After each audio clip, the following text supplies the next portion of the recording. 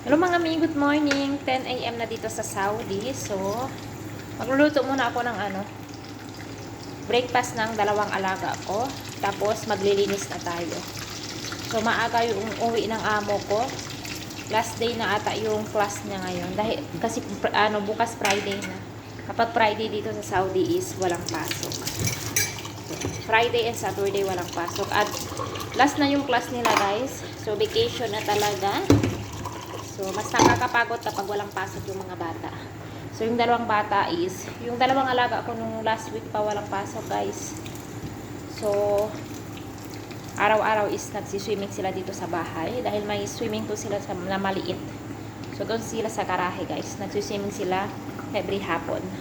Nilalagyan ko yun ng tubig. Dahil sobrang init talaga ngayon dito, guys, sa Middle East. Grabe.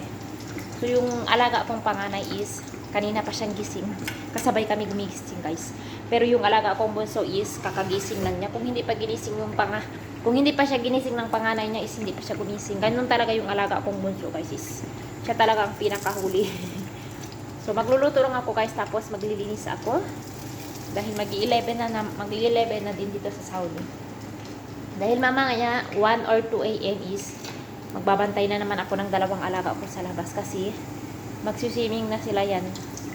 So, Thursday ngayon guys, baka lalabas na naman kami. Pupunta na naman kami sa ibang bahay.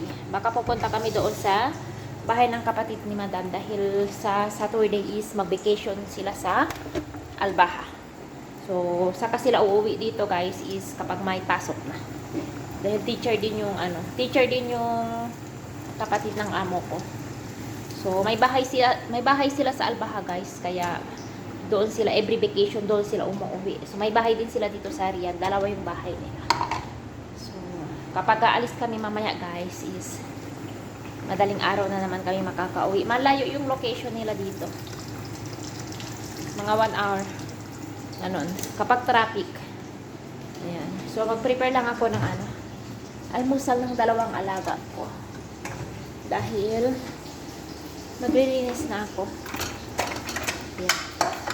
Walis-walis lang naman guys. Walis-walis lang tapos map. Punas-punas yung mga lamesa. Kung saan lang yung madumi, yun lang ang lilinisin natin guys. So, ayun lang guys.